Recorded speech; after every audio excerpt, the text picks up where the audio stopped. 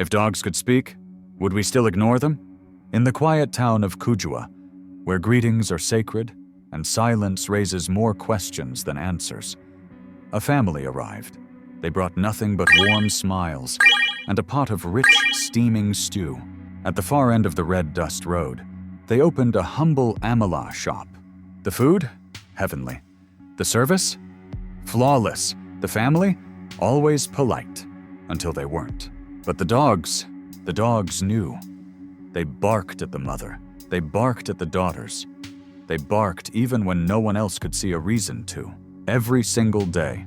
And then, one night, the barking stopped. By morning, the shop stood empty. The family had vanished. No goodbye, no trace, not even a spoon left behind. In Kujua, secrets never last long. But this one refused to die. Some whispered that the family were spirits, returning to settle old debts. Others claimed they were fleeing something darker, something not of this world. But old Musa, the town's quiet observer, who saw more than he ever spoke, just nodded and said, "Maybe they weren't barking at the family. Maybe they were barking for us." Kujua was a strange town. It had no name on the map, no streetlights, no welcome sign, only red dust that clung to your bones, and rumors that never had time to grow cold. In Kujua, no one arrived by accident. People only came for two reasons. Either they were searching for themselves, or they were running from something they couldn't name.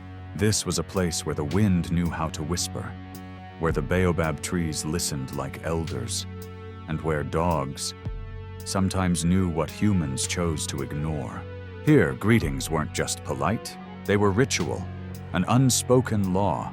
No one passed another without bowing their head. Peace be upon your morning, elder. May the ancestors guide your steps, whether joyful, angry, grieving, or afraid. Whether carrying debt or guarding a blood-bound vow, the people of Kujua greeted each other.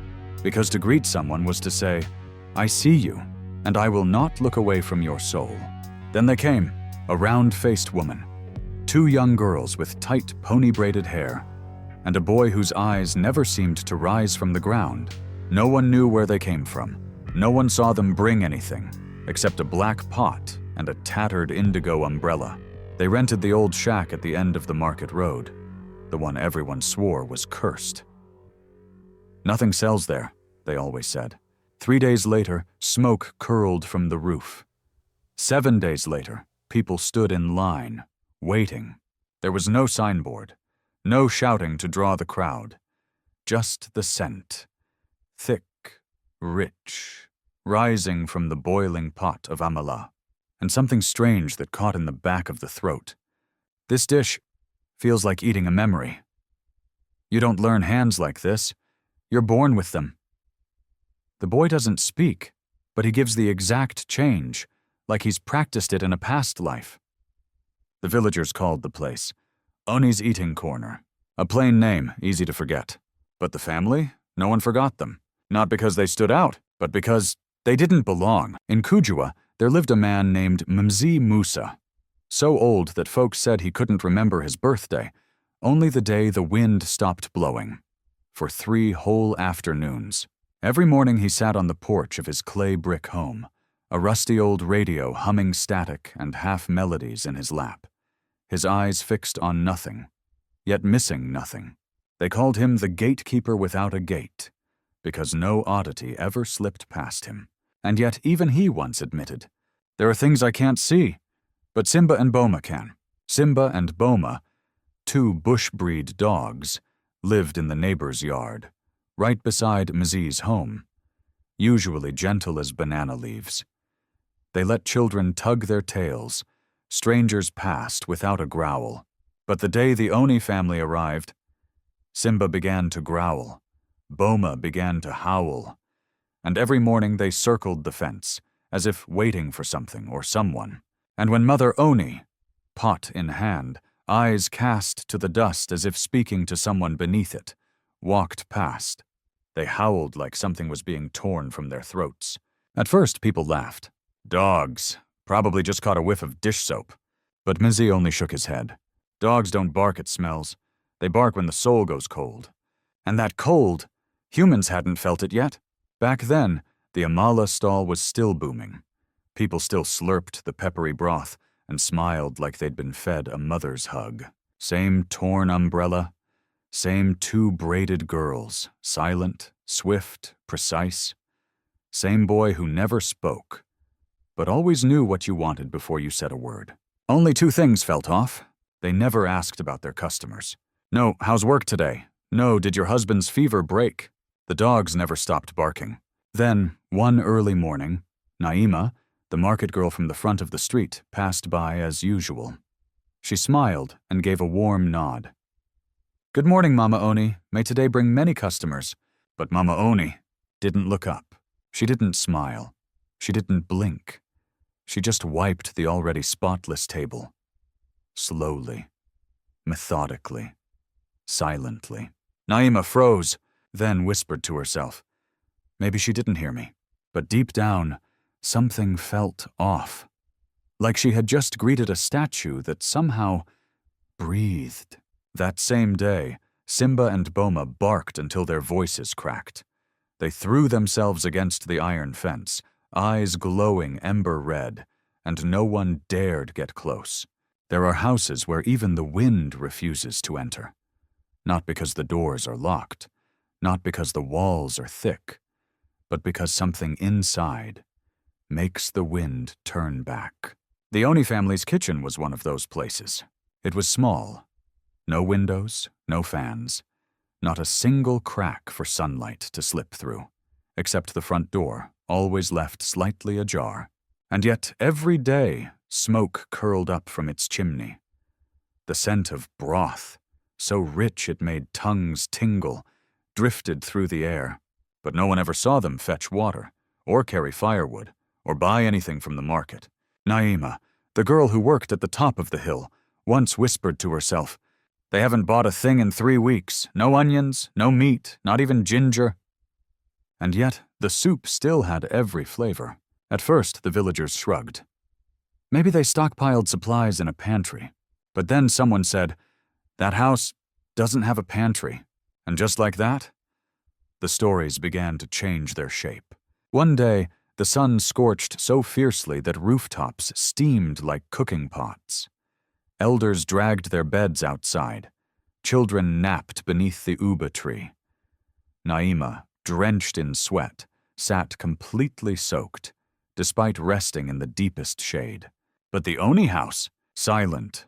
No open doors. No one stepped out. No sound of heavy breathing. The little girl next door asked, "Why isn't that house hot?" And her grandmother whispered, "Some places don't live in the same season as the rest of us." That night, Mzee Musa sat on his porch, radio humming softly beneath a choir of insects. Simba and Boma stood guard, eyes fixed on the house at the end of the road. But something was different. They didn't bark. For the first time in nearly 2 months, no growling, no clawing at the dirt. Just silence, a kind of silence that made your skin prickle. Mzee murmured, "Dogs bark when they see something strange. But when they fall silent, it's because the strange thing has already stepped inside." The next morning, the Amala stall was open as usual. The smell, still divine. The crowd still came. But no one spoke while they ate. No one laughed, because something had shifted. Something they couldn't name, but everyone could feel. In Kujua, people didn't need much to understand each other. A nod, a glance over a bowl of water, a smile exchanged with spare change. That was enough, because in Kujua, the eyes were the most sacred greeting. To look at someone was to acknowledge their presence. To not look was to deny them, and to deny someone was to shut your soul to theirs. Naima was the first to notice when that changed. That morning she walked past the Oni stall, basket of greens in hand. Her smile, bright as always. Her voice, gentle as morning dew.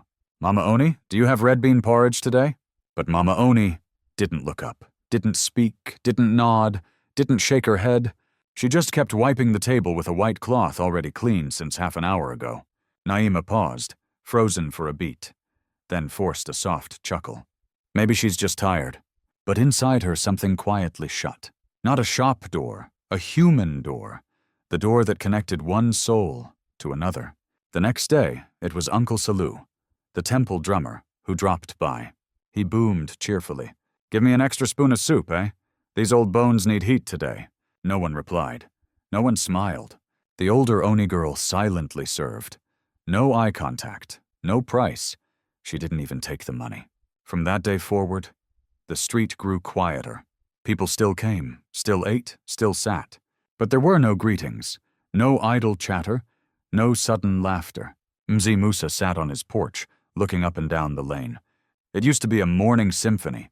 Dogs barking, children yelling, greetings bouncing from mouth to mouth. Now, it's just the sound of chewing. And strangely enough, Simba and Boma no longer barked. They didn't growl. They didn't snarl.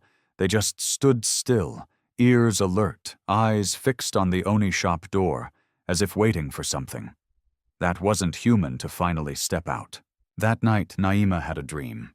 A hand was reaching from the Oni kitchen. A hand with no skin, no nails, just a mass of ash-gray matter, and eyes that could see. She woke up gasping. Sweat drenched her brow, and the first thing she heard was silence. Not the kind that brings peace, but the kind that means something's about to begin.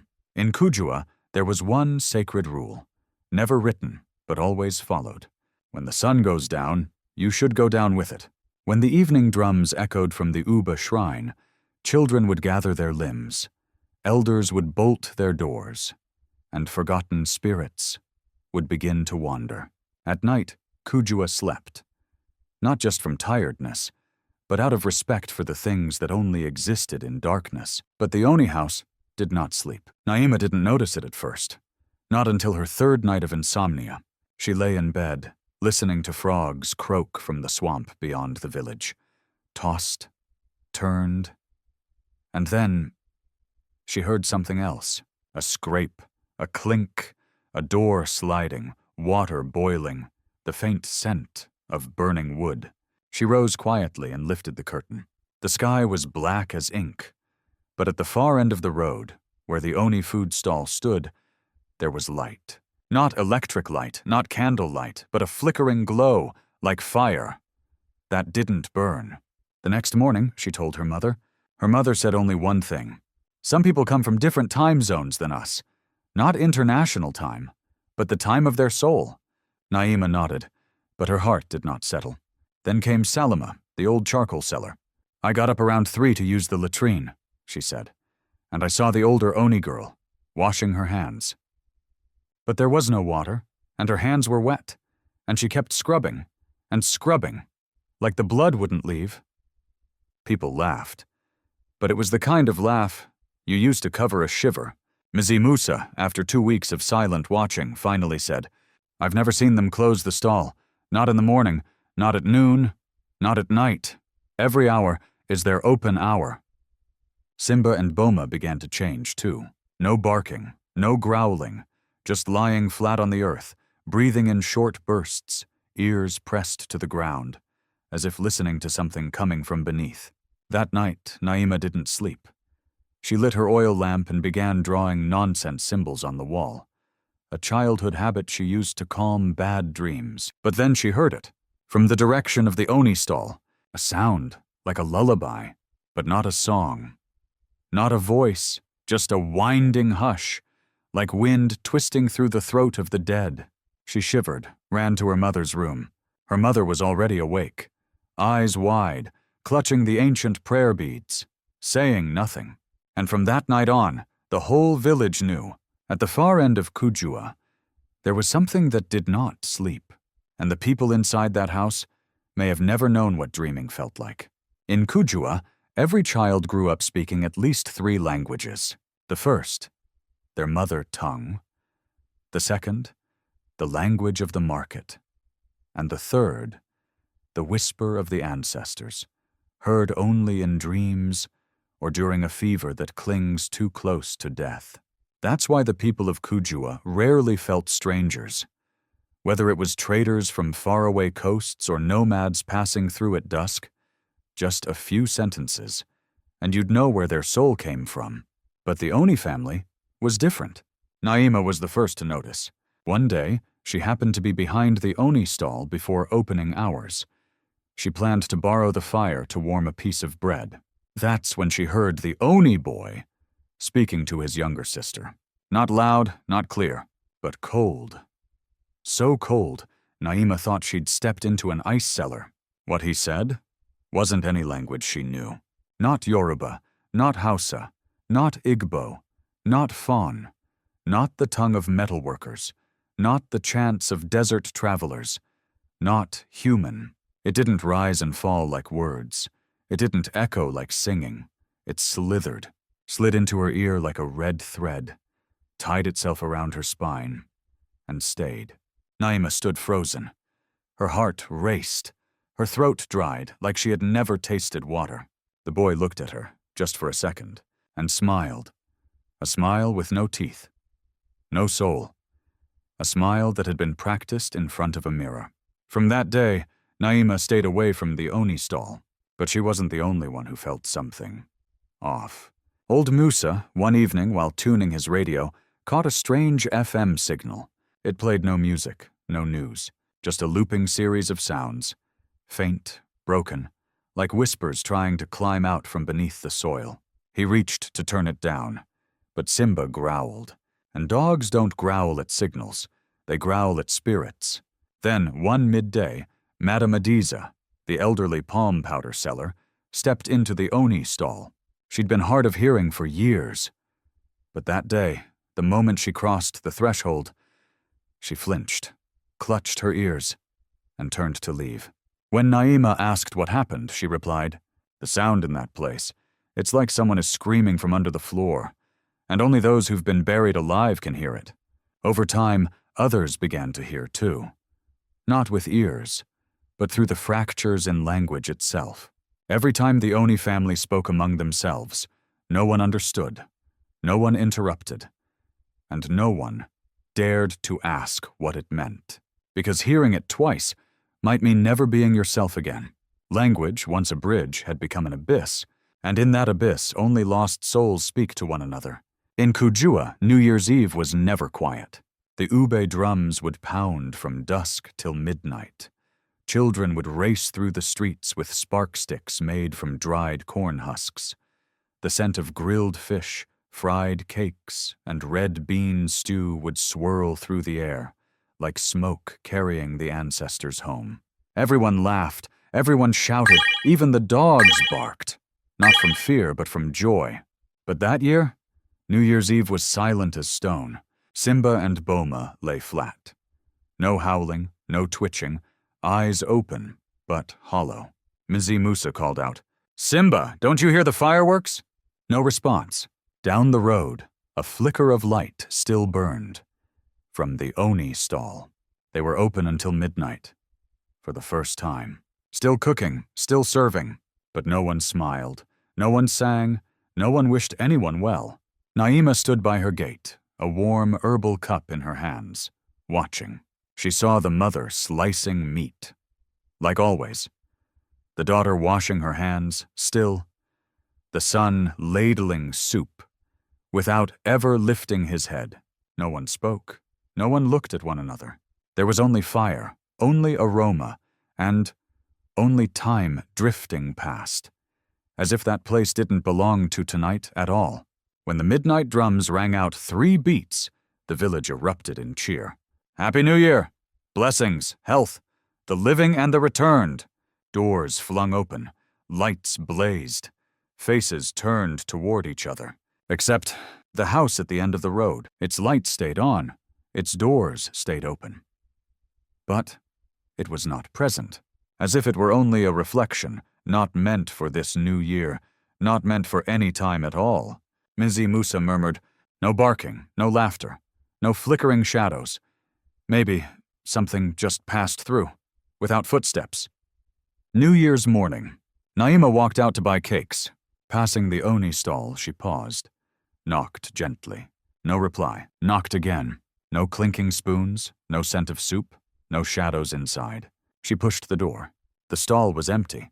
No pots, no tables, no signs, not even dust. Only one slip of paper, no larger than a palm, rested on the floor. On it were marks, not letters, not symbols, just scorch-traced grooves like fingerprints burned into the page. Naima didn't touch it. She ran home, and all day long the village buzzed. They were gone. No one saw them leave. No one heard them pack. No one heard a door shut. And Simba began barking again. But this time, he wasn't barking at the Oni stall. He was barking at the empty space they left behind. In Kujua, when truth falls silent, rumors begin to sing. And once a rumor starts to hum, it doesn't need to be true. Only terrifying enough for people to believe. On the morning of New Year's Day, when the villagers gathered outside the empty Oni stall, no one spoke loudly. No one dared step inside. They stood in a circle, as if surrounding a grave that hadn't earned a name yet. Naima spoke of the strange paper with finger-burned symbols. Mzee Musa recalled nights of flickering fire. Madame Adiza mentioned the sound beneath the ground. Uncle Salu described his dream, of a hand made of ash, waving. Each person offered a piece, and from those pieces, a story began to live on its own. Someone whispered, they were spirits returning to finish their final meal, the one they owed. Another said, maybe they lived here in a past life, and only borrowed bodies to visit. A third murmured, I heard that land once belonged to a priestess burned alive for cursing the ancestors. Maybe the Oni family was her blood. Or maybe she came back herself. The story spread like fire on dry straw. A little girl screamed just walking past the stall. An old man nailed charms at the entrance of the street. And each morning, before heading to the market, people bowed to nothing, as if to say, we meant no harm. If you must collect a debt, please skip this generation. Even Mzee Musa, the one they thought would calm the fear, was the one who chilled their bones the most. We didn't drive them away. They chose to leave. And what scares me most is not that they came, but that they never said when they'd return. Some began calling it the culinary curse, a food stall that served the living with recipes from the dead. A family that satisfied a hunger born in the world beyond. Whatever the truth was, from that day forward, no one dared open a food stall on that corner.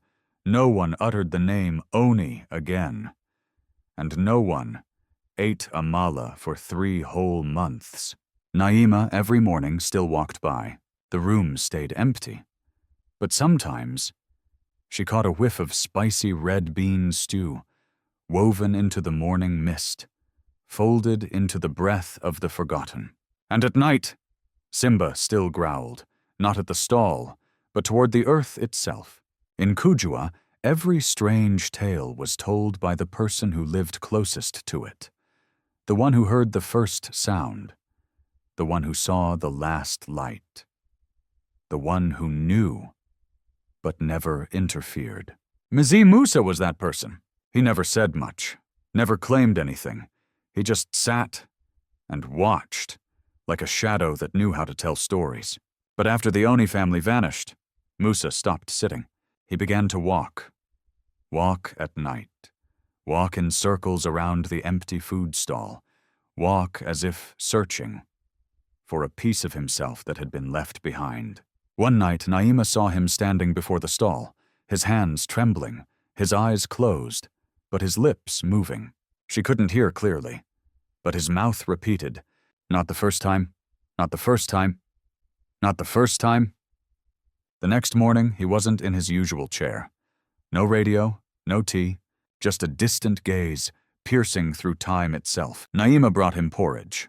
He looked at her for a long time, then spoke, with a voice lower than breath. I've met them before. She froze. Met when? He closed his eyes. Years ago, when I was young, on a road without a name, in a food stall with no windows. They served Amala. There were 3 of them. They didn't greet anyone. And then, they disappeared. I saw it, but I forgot. Or maybe I didn't want to remember, until now."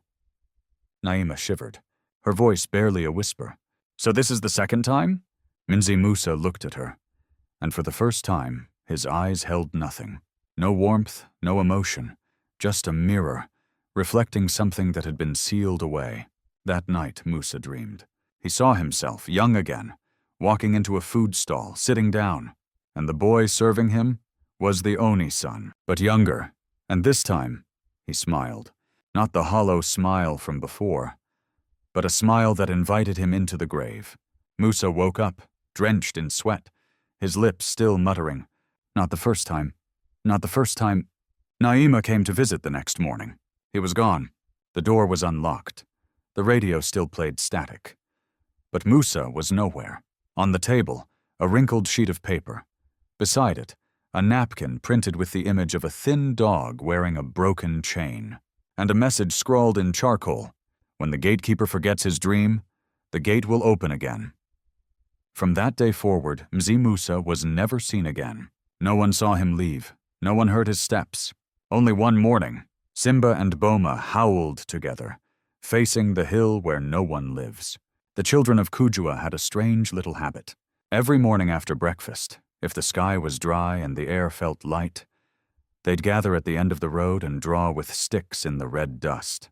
They'd sketch everything: cows, suns, people holding staffs, and sometimes things no one ever taught them to draw. One morning, Cole, a 7-year-old boy, began drawing right outside the old Oni stall. No one stopped him, because the adults had stopped speaking of that place, as if it had never existed. Cole was playing with a stick when it suddenly snapped. He grabbed a small stone instead, poked the earth. Hard. A sound echoed. Tack, then crack. The dirt didn't break. But something beneath it did. Cole leaned closer, brushed away the dust, and kept brushing, and brushing, until he uncovered something. A flat, black slab, smooth, ice cold, not like any stone found in Kujua. Cole didn't know why, but his fingers traced the edges, and when he tugged lightly, the slab shifted. A hairline fracture appeared, not wide, but enough to see what lay beneath. No light, but a smell. Familiar, so familiar, like pepper soup left to rot for days, like old well water steeped in ash, like a dream that had been set on fire. Cole screamed, fell back, ran straight to his mother. Naima heard the news. She came immediately. She saw the stone, saw the crack. She knelt beside it, but she didn't touch, didn't speak. She just looked, and from the darkness below, something looked back. No eyes, no face, just a feeling of being watched. Naima pulled away. That night, she met with the village elders. For the first time, they spoke the name Oni aloud again. No one debated. No one explained. Only one man. Old Nuru, the keeper of Kujua's ancient maps, unrolled a scroll made of aged goatskin. He pointed to the corner of the map, where the Oni stall had once stood. "This place," he said softly, "was once a sacrificial well, sealed during the last great drought. The villagers were forced to offer 3 lives, one who could not speak, one who never knew their father, and one who once fled from their wedding. No one knew who those 3 had been, no one dared ask, and no one wanted to believe that they might have returned. Through other bodies, through other meals, that night the villagers buried the crack, with dirt, with ash, with holy spring water. But Simba did not stop howling, all night. Not for hunger, not from pain, but because something beneath that layer of soil still wasn't asleep. That night, after the villagers buried the crack in the earth, Naima couldn't sleep. She drank herbal steam water. Her mother burned 3 bundles of bark to ward off spirits.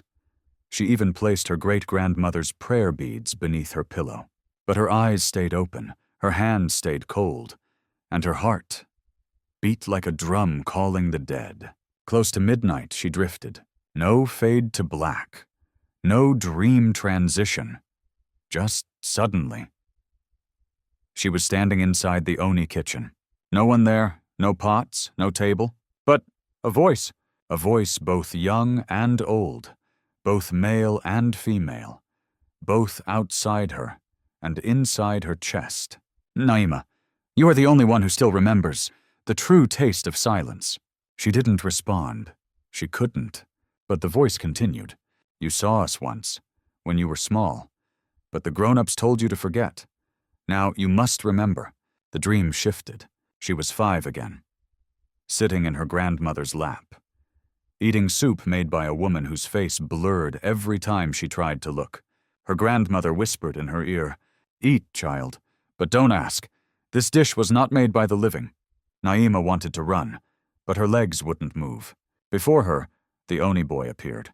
This time, he didn't look down, didn't stay silent.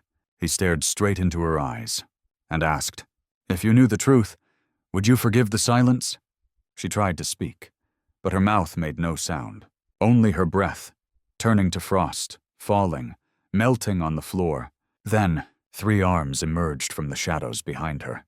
One thin, with a broken silver bracelet, one scarred, still bleeding, one nailless, holding a charred wooden spoon. All 3 laid hands on her shoulders and spoke, with a voice woven from 1,000 souls. "We never left. We're only waiting for one to remember." Naima woke up, her blanket soaked in sweat, her door wide open, her great-grandmother's prayer beads shattered into small pieces, scattered on the floor, forming 3 interlocking circles. She told no one. But from that day on, every morning when Naima walked past the well, she heard the sound of a spoon stirring in a pot, though no one was cooking. Since that dream, Naima was no longer the same. She didn't avoid the old corner anymore, didn't flinch at the sound of pots clinking, didn't turn when a shadow passed behind her, because now she knew. It was time to listen. That morning, Naima returned to the Oni stall, alone. She brought 3 things: a clay pot, 3 flint stones, and 1 quiet question in her heart. Why did they come back, and why me? She placed the pot exactly where they used to cook, above the place where the black stone once cracked open. She sparked a fire, no wood, only breath, and then the flame rose. No smoke, no heat, just light, like blood warming through memory. That's when the voices began, not together, not in rhythm, but all carrying the same loneliness. The first voice, trembling, like rain tapping on a clay jar lid. I was buried because I could not speak, but no one ever asked what I wanted to say. They said I couldn't feel pain, because I didn't scream when they lowered me into the well. But I did scream, with my eyes, with my trembling. They just didn't know how to listen. The second voice, raw and burnt, like wet wood meeting fire. I was the child without a father. The village called me a punishment, shame born from a weak woman's belly. But who chooses their parent? I only wanted, just once, to call someone family.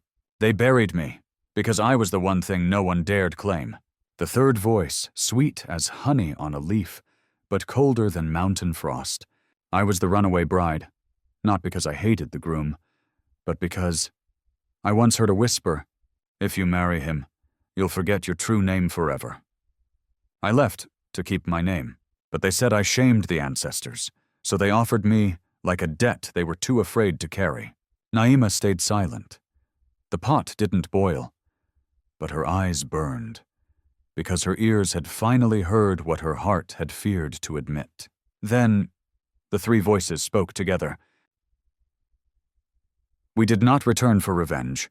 We only wanted one last meal with someone who truly wanted to hear the story of the buried. And that someone is you. Naima didn't speak, didn't cry. She simply reached out and brushed ash from the bottom of the pot. Beneath it, a single burned inscription revealed itself. The living hold the fire, the dead hold the flavor, but only when they cook together does the meal become whole. She nodded, stood up, left the abandoned stall. She didn't look back until just before she stepped into sunlight. Then she turned and smiled at the 3 fading shadows glowing softly in the flame.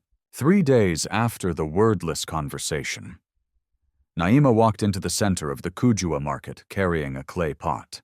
No signboard, no charcoal stove, no chairs or tables, just an old cloth spread on the earth where people always passed by, and one pot of Amala, made with trembling hands, with tears, and the memory of 3 dreams. At first, no one came. They walked by, glanced sideways, as if seeing a forbidden thing return to life. No greetings, no questions. But then, an old woman approached, slow, shaking. She sat down, nodded, said nothing. Naima served one ladle, placed it in a clay bowl. The woman took a sip, swallowed, and then nodded again. For the first time, I've tasted a dish that knows how to listen. From that moment, they came, one by one, not to eat, but to give back something they had never dared speak aloud. The man who once banished his younger brother. The woman who stayed silent when her neighbor was forced into marriage. The girl who laughed at the child who never knew his father's name.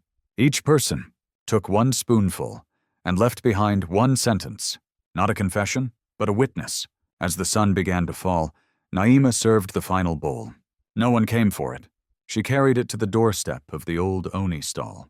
She didn't call out. She didn't pray. She only whispered, "This is for those who never got a seat at the table, but kept the flavor alive for the rest of us."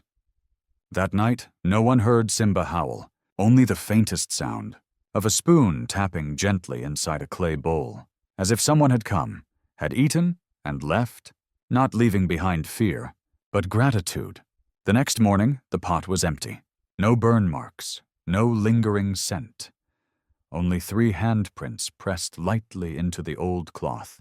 One as light as wind, one as deep as burden, one as round as an embrace never given.